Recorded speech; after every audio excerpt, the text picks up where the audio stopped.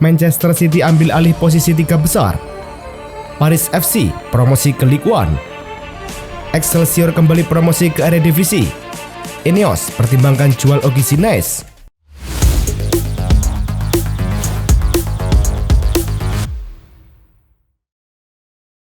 Halo Soccer Mania, kembali lagi di Blessing Soccer News. Kali ini kami sudah siapkan berita-berita terbaru seputar dunia sepak bola. Tentunya untuk kalian semua, selamat menyaksikan. Nice versus Stade Reims di Allianz Riviera dalam lanjutan Ligue 1. Pertandingan berlangsung dengan tempo sedang di babak pertama. Nice berhasil memanfaatkan peluang pertama mereka ketika umpan silang gagal diantisipasi dengan baik oleh lini belakang Reims dan Sanson dengan tenang menceploskan bola ke gawang kosong. Kemenangan ini memperpanjang rekor tak terkalahkan Nice dalam 13 pertemuan terakhir melawan Reims. Dengan hasil ini, Nice naik ke posisi ketiga klasemen dengan 57 poin. Sementara itu, Reims tertahan di posisi ke-13 dengan 33 poin. Pertandingan tersaji di Stadio Grande Torino saat Torino menjamu Venezia dalam lanjutan Serie A pekan ke-35. Pada menit ke-36, Quique Perez berhasil memecah kebuntuan. Wasit menunjuk titik putih untuk Torino. Nikola Vlasic dengan tenang mengeksekusi penalti, mengirim Radu ke arah yang salah dan menyamakan kedudukan menjadi 1-1. Hasil imbang ini membuat Venezia tetap berada di posisi ke-18 klasemen Serie A. Torino tertahan di posisi ke-10 dengan 44 poin. Manchester City menjamu Wolverhampton Wanderers di Etihad Stadium pada laga lanjutan Liga Inggris. The Citizen mampu mencetak gol melalui Kevin De Bruyne pada menit ke-35. Gol De Bruyne jadi satu-satunya gol yang lahir di laga ini. Tak ada gol tambahan yang lahir di babak kedua. Manchester City menang 1-0. Kemenangan ini membuat pasukan Pep Guardiola berada di peringkat ketiga dengan 64 poin. Sementara Wolves berada di peringkat ke-13, mereka meraih 41 poin. Manchester City sedang dalam performa puncak. Tim asuhan Pep Guardiola ini berhasil mencatatkan 5 kemenangan beruntun di semua kompetisi. Rentetan kemenangan ini semakin memperpanjang rekor tak terkalahkan mereka menjadi 9 pertandingan. Performa solid ini menunjukkan bahwa Guardiola telah menemukan formula yang tepat untuk membawa The Citizen meraih kesuksesan di musim ini. Dengan 3 pertandingan tersisa di Liga Premier Inggris, final Piala FA melawan Crystal Palace, dan partisipasi di Piala Dunia antar klub FIFA, Manchester City memiliki peluang besar untuk menambah koleksi trofi mereka. Kevin De Bruyne mencetak gol tunggal yang memastikan kemenangan 1-0 Manchester City atas Wolves, sekaligus mengantarkan The Citizen naik ke posisi ketiga klasemen Liga Premier Inggris. Gol ini semakin istimewa karena De Bruyne menjadi pemain pertama sejak Lionel Messi yang mencapai 250 keterlibatan gol di bawah asuhan Pep Guardiola. Selain itu, De Bruyne juga memiliki catatan impresif saat menghadapi Wolves. Dalam 10 pertandingan terakhirnya di Liga Premier, ia terlibat langsung dalam 11 gol, 6 gol dan 5 assist. Kemenangan ini mengakhiri rekor tak terkalahkan Wolves dan semakin memperkokoh posisi Manchester City dalam perebutan tiket Liga Champions musim depan. Bernardo Silva mencatatkan tonggak sejarah dalam karirnya bersama The Citizen dalam laga melawan Wolverhampton Wanderers di pekan ke-35 Liga Premier Inggris. Silva tampil sebagai starter, menandai penampilannya ke-400 untuk klub. Sejak bergabung dari AS Monaco pada musim 2017-2018, pemain asal Portugal ini telah menjadi sosok sentral di lini tengah City dengan kontribusi 70 gol dan 72 assist yang mengesankan. Di musim ini, pemain berusia 30 tahun ini telah tampil dalam 44 pertandingan di semua kompetisi, mencetak 4 gol dan memberikan 4 assist. Setelah 47 tahun absen dari kasta tertinggi sepak bola Prancis, Paris FC akhirnya berhasil promosi ke Ligue 1. Klub yang berbasis di ibu kota ini memastikan tempat mereka di Liga Utama untuk musim depan, mengakhiri penantian panjang sejak terakhir kali bermain di Ligue 1 pada tahun 1977-1978. Hasil ini didapat usai Paris FC bermain imbang 1-1 melawan FC Martigues.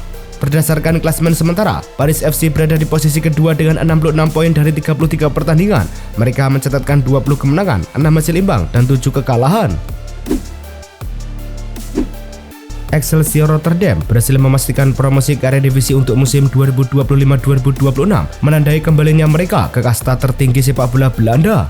Hasil ini didapat usai pada pertandingan terakhir. Excelsior menunjukkan performa gemilang dengan mengalahkan Young PSV 5-0. Excelsior pun berhasil di posisi kedua dengan 74 poin dari 37 pertandingan.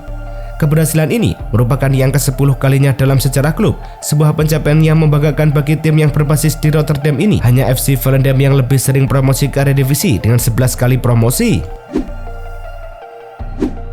Manuel Neuer telah melakukan perjalanan bersama timnya ke Leipzig untuk pertandingan Bundesliga yang sangat krusial pada Sabtu 3 Mei 2025.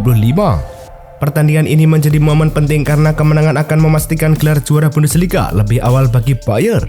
Meski Neuer sudah hampir 2 bulan absen akibat masalah otot kaki yang kambuh, kabar terbaru menyebutkan bahwa sang kiper berusia 39 tahun ini berpotensi kembali mengawal gawang Bayern, meskipun keputusan akhir mengenai partisipasinya akan diambil secara mendadak berdasarkan kondisi kebugarannya. Winger lincah asal Jerman Leroy Sané dikabarkan telah mencapai tahap akhir negosiasi kontrak baru dengan FC Bayern Munchen. Kesepakatan yang diharapkan rampung pekan depan ini akan mengikat Sané di Allianz Arena hingga tahun 2028. Keputusan ini sekaligus menepis berbagai tawaran menggiurkan, termasuk tawaran fantastis senilai 100 juta euro dari klub Arab Saudi Al Ittihad. Sané memilih untuk tetap setia bersama Die Roten meskipun sempat mengalami awal musim 2024-2025 yang kurang mulus akibat operasi. Performa Sané belakangan ini semakin membaik. Ineos, perusahaan milik Sir Jim Ratcliffe yang juga merupakan pemilik minoritas Manchester United, dikabarkan sedang mempertimbangkan untuk menjual klub sepak bola Prancis Nice. Menurut laporan dari The Athletic, bank investasi Lazard yang berbasis di New York telah ditunjuk untuk mengawasi penjualan ini dengan valuasi klub Ligue 1 tersebut diperkirakan mencapai sekitar 250 juta euro. Ineos pertama kali mengakuisisi Nice pada tahun 2019 dengan harga 100 juta euro dan nilai saham yang diterbitkan sekarang mencapai 216 juta euro di bawah kepemimpinan mereka. Bek Paris Saint-Germain Presnel Kimpembe kemungkinan besar tidak akan bermain lagi musim ini setelah mengalami edema tulang di metatarsal kaki kanannya. Kabar ini diumumkan langsung oleh pihak klub. Musim ini menjadi musim yang berat bagi Kimpembe yang hanya bermain dalam 5 pertandingan dengan total 76 menit. Kini ia harus fokus pada pemulihan untuk musim depan. Menurut laporan dari El Quipe, pemulihannya diharapkan selesai pada musim panas, terutama untuk persiapan klub World Cup yang akan berlangsung dari 14 Juni hingga 13 Juli. Eintracht Frankfurt dikabarkan siap melepas striker muda potensial mereka, Hugo Ekitike, pada bursa transfer musim panas ini. Klub asal Jerman tersebut mematok harga fantastis, yaitu sebesar 80 juta euro untuk pemain berusia 22 tahun tersebut. Jika transfer ini terrealisasi, PSG akan menerima setidaknya 16 juta euro dari hasil penjualan Ekitike. Hal ini dikarenakan PSG memiliki klausul penjualan sebesar 20% dari transfer Ekitike saat melepasnya ke Frankfurt musim panas lalu. Ekitike sendiri tampil impresif bersama Frankfurt dengan catatan 22 gol dan 10 assist dalam 45 pertandingan di semua kompetisi. Paris Saint-Germain akan menghadapi Strasbourg tanpa kehadiran Ousmane Dembele. Pelatih Luis Enrique telah mengonfirmasi bahwa pemain sayap berusia 27 tahun itu akan diistirahatkan dalam pertandingan Ligue 1 pekan ke-32 ini. Keputusan ini diambil sebagai langkah pencegahan untuk memastikan Dembele dalam kondisi prima jelang laga krusial melawan Arsenal di leg kedua semifinal Liga Champions. Luis Enrique menegaskan bahwa ini adalah bagian dari strategi tim untuk menjaga kebugaran pemain kunci di tengah jadwal padat. Benfica sedang mempertimbangkan masa depan Andrea Belotti, striker Italia yang saat ini dipinjamkan dari Como hingga Juni 2025. Performa Belotti yang memuaskan dengan 3 gol dalam 11 penampilan membuat klub yang dipimpin oleh Rui Costa ini tertarik untuk mempermanenkannya. Menurut laporan, Benfica siap bernegosiasi dengan Como untuk mencapai kesepakatan. Como sendiri terbuka untuk diskusi terkait transfer permanen Belotti. Dengan potensi kepergian beberapa striker Benfica lainnya, mempertahankan Belotti bisa menjadi langkah strategis untuk memperkuat lini depan tim. Gelandang Amerika Serikat Weston McKennie dikabarkan telah mencapai kesepakatan untuk memperpanjang kontraknya dengan Juventus hingga tahun 2028. Kabar ini muncul setelah negosiasi yang cukup panjang. Menurut laporan dari Tuttosport, McKennie akan menerima perpanjangan 2 tahun dari kontrak sebelumnya yang berakhir pada tahun 2026. Gaji McKennie diperkirakan akan tetap sama, yaitu sekitar 2,5 juta euro per musim. Keberhasilan negosiasi ini didukung oleh fleksibilitas dan kontribusi McKennie. Musim ini, ia telah tampil dalam 28 pertandingan Serie A, mencetak 2 gol dan memberikan 3 assist. Inter Milan menghadapi tantangan berat jelang laga penting melawan Barcelona di semifinal Liga Champions. Kapten tim, Lautaro Martinez, mengalami cedera pada flexor paha kirinya yang membuatnya diragukan tampil. Kabar ini dikonfirmasi langsung oleh pihak klub melalui pernyataan resmi. Absennya Martinez tentu menjadi pukulan telak bagi Inter.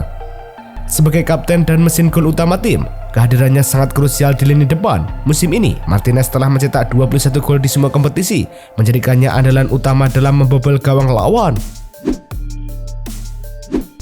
Barcelona kembali membuat gebrakan dengan meluncurkan jersey edisi khusus untuk laga El Clasico melawan Real Madrid. Kali ini, klub berkolaborasi dengan platform musik Spotify dan menampilkan logo rapper ternama asal Amerika Serikat, Travis Scott. Jersey ini menjadi istimewa karena hanya diproduksi sebanyak 1.899 buah dan ditandatangani oleh para pemain Barcelona. Harganya pun fantastis, mencapai 2.999.099 euro atau sekitar 50 juta rupiah. Meskipun dibanderol dengan harga selangit, seluruh jersey yang diproduksi habis terjual dalam waktu kurang dari 30 menit. Barcelona dikabarkan telah memulai negosiasi perpanjangan kontrak dengan pemain sayap asal Brazil, Raphinha. Direktur olahraga Barcelona Deco telah bertemu dengan agen Raphinha untuk membahas kemungkinan perpanjangan kontrak yang akan membuatnya tetap di Camp Nou hingga beberapa tahun ke depan. Langkah ini diambil sebagai respon atas penampilan impresif Raphinha musim ini, di mana ia telah mencetak 30 gol dan memberikan 25 assist. Barcelona ingin mengamankan aset berharga mereka di tengah meningkatnya minat dari klub-klub Arab Saudi yang siap menawarkan gaji besar. Barcelona dikabarkan telah membatalkan rencana untuk mendatangkan penyerang baru pada bursa transfer musim panas ini. Keputusan ini diambil karena performa impresif yang ditujukan oleh Ferran Torres. Pelatih Hansi Flick menilai Ferran tidak hanya mampu mengisi posisi penyerang tengah, tetapi juga dapat menjadi opsi berkualitas di sayap kiri dan kanan. Dengan demikian, Barcelona memilih untuk fokus memperkuat lini tengah dan pertahanan, terutama posisi bek sayap. Ferran Torres sendiri tampil luar biasa musim ini dengan catatan 19 gol dan 4 assist dalam 1.742 menit bermain. Real Madrid kembali memberikan kontribusi finansial kepada Fenerbahce terkait transfer Arda Güler. Setelah pemain muda Turki itu mencatatkan 50 penampilan bersama Los Blancos, Real Madrid wajib membayar bonus sebesar 4 juta euro, sekitar 69 miliar rupiah kepada klub asal Turki tersebut. Pembayaran ini merupakan bagian dari kesepakatan transfer yang disetujui kedua klub saat Güler resmi berseragam Real Madrid pada musim panas 2023. Dalam 50 pertandingan pertamanya bersama Real Madrid, Arda Güler berhasil mencetak 10 gol, juga menyumbangkan 8 assist bagi timnya. Kabar kurang mengenakan datang dari klub Real Madrid, di mana gelandang andalan mereka Jude Bellingham dilaporkan mengalami cedera. Pemain asal Inggris tersebut terpaksa absen dalam sesi latihan pada hari Kamis dan harus menjalani pemeriksaan lebih lanjut di fasilitas klub pada hari Jumat. Meskipun sumber klub menyatakan bahwa cedera tersebut tidak serius, jenis dan tingkat keparahannya masih belum diketahui pasti. Ketidakpastian meliputi apakah ia akan dapat bermain dalam pertandingan melawan Celta Vigo pada hari Minggu ini. Bek tengah Manchester United Harry Maguire dikabarkan masih memiliki harapan besar untuk melanjutkan karirnya di Old Trafford. Menurut laporan dari The Telegraph, pemain berusia 32 tahun itu menginginkan kontrak baru yang akan melampaui musim depan ketika perpanjangan 1 tahunnya saat ini akan berakhir. Maguire sangat diandalkan oleh pelatih Ruben Amorim yang juga berperan dalam meningkatkan opsi perpanjangan kontraknya. Maguire memiliki keinginan kuat untuk mengakhiri karirnya di Manchester United, namun belum jelas apakah klub memiliki rencana jangka panjang untuknya. Pep Guardiola, pelatih Manchester City, baru-baru ini mengumumkan rencananya untuk mengambil jeda dari dunia sepak bola setelah masa baktinya di klub tersebut berakhir. Dalam pernyataannya, Guardiola mengungkapkan bahwa ia akan berhenti setelah kontraknya dengan City selesai. Meskipun belum memutuskan apakah akan pensiun sepenuhnya, ia memastikan akan mengambil waktu istirahat. Setelah kontrak saya dengan City, saya akan berhenti. Saya yakin, saya tidak tahu apakah saya akan pensiun, tetapi saya akan mengambil istirahat, ujar Guardiola dikutip dari The Guardian. Liverpool dikabarkan siap untuk berpisah dengan Darwin Núñez pada bursa transfer musim panas ini. Menurut laporan dari The Athletic, klub telah mempertimbangkan untuk menjual pemain asal Uruguay tersebut setelah performanya yang kurang memuaskan di musim 2024-2025. Meskipun sempat menolak tawaran dari klub Arab Saudi Al Nassr pada Januari lalu, Liverpool kini membuka peluang untuk melepas Núñez. Apalagi ia hanya mencetak 7 gol dalam 43 penampilan di semua kompetisi musim ini. Keputusan ini diambil seiring dengan keinginan klub untuk melakukan perombakan skuad dan mencari opsi penyerang yang lebih tajam. Itulah tadi kumpulan berita-berita terbaru dari kami. Simak terus berita-berita terbaru lainnya dan jangan lupa like, komen, dan juga subscribe.